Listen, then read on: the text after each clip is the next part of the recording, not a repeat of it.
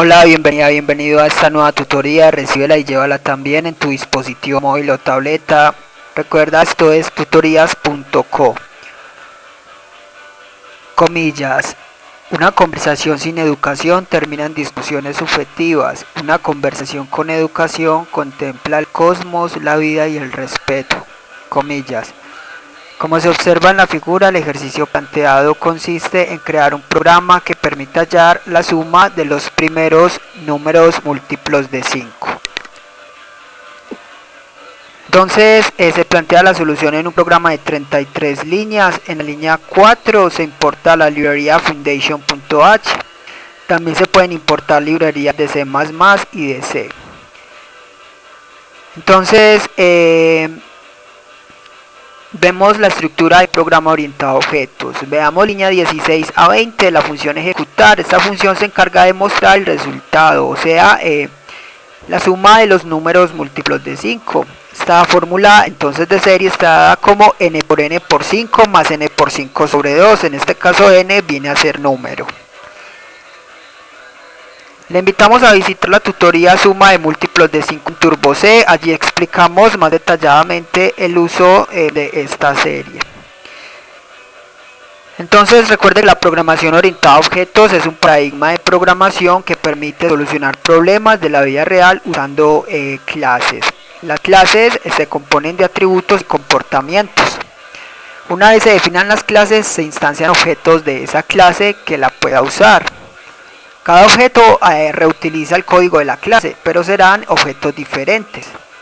Así, por ejemplo, puede existir la clase persona y se crean objetos de esa clase persona. Cada objeto será una persona diferente por tener atributos distintos.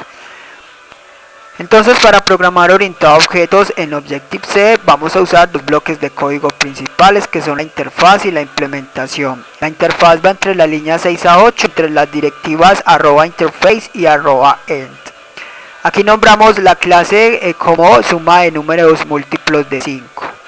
Dos puntos y luego hacemos referencia a la clase en ese object. Aquí se declaran los variables de instancia o atributos del objeto. Este programa no declara ningún atributo, no es necesario, ya que simplemente se recibe un dato y se muestra una fórmula. Pero sí se declara un comportamiento. Entonces en la línea 7 vemos la función ejecutar. Para declarar funciones se indica primero el nivel de la función. Con menos indicamos que es un método de instancia. Luego el tipo de dato que retorna. Void indica que es un retorno vacío. Luego el nombre de la función, en este caso ejecutar. Y por último los parámetros que recibe. Entonces ejecutar recibe de tipo entero un número. Los parámetros van separados por dos puntos. Recuerde que un parámetro se compone de tipo de dato y nombre de variable. Con esto queda definida la interfaz. El compilador ya sabe el tamaño a reservar por cada objeto. Veamos la implementación. En la implementación lo que se hace es programar la lógica de cada función declarada en la interfaz. Es decir, aquí se implementan las funciones. La implementación va entre las líneas 10 a 21, entre las directivas @implementation y @end. Internamente el compilador importa la interfaz, ya que para programar una función esta previamente debe haber sido declarada. Entonces en la implementación, líneas 11 a 15, vemos la función init. Esta función se encarga de inicializar las variables de instancia.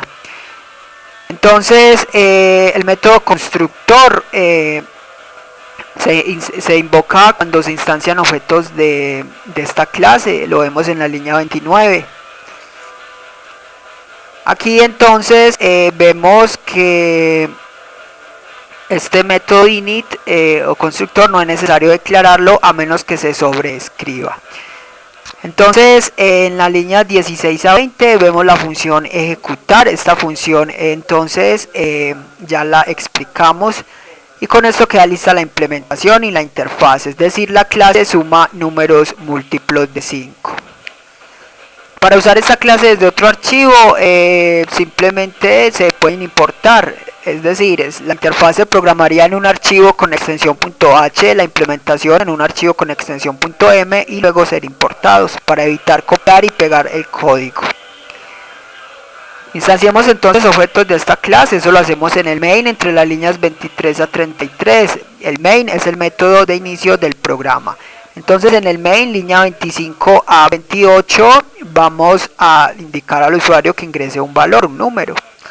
En la línea 29 creamos un puntero o un apuntador a esta clase. Entonces suma de números múltiplos de 5, asterisco obj, obj es el puntero. Para hacer que este puntero apunte a un objeto de esta clase, entonces se invoca la función alloc de la clase suma de números múltiplos de 5. Esta función se encarga de reservar memoria dinámica a esta clase, y hace esa memoria dinámica se invoca el constructor init. Con esto entonces ya queda definida la estructura de un objeto de esta clase. Ya entonces obj apunta a un objeto de la clase suma de números múltiplos de 5. Vamos entonces a invocar la función ejecutar. Entonces en la línea 30 entre corchetes nombramos el puntero obj seguido de la función ejecutar, dos puntos y el parámetro que enviamos, es decir, la variable número. Los parámetros se separarían por dos puntos. Este parámetro pasa por referencia ya que obj es un puntero. Con esto el compilador salta de la línea 30 a la línea 16 y soluciona el problema. Línea 31 entre corchetes, invocamos a relays. Con esto entonces se queda lista la memoria dinámica, es decir, se borra. Relays es un método de la ARM, manejador interno de memoria de Objective-C. Esta fue la tutoría del ejercicio: crear un programa que permita hallar la suma de los primeros números múltiplos de 5. Repasa la teoría, resuelve nuestro test y practica un algoritmo en el tablero. Si esto te gustó o no, te invitamos a discutirlo y valorar la experiencia de esta tutoría. Recuerda, esto es tutorías.co. Trinamos como @tutorías, posteamos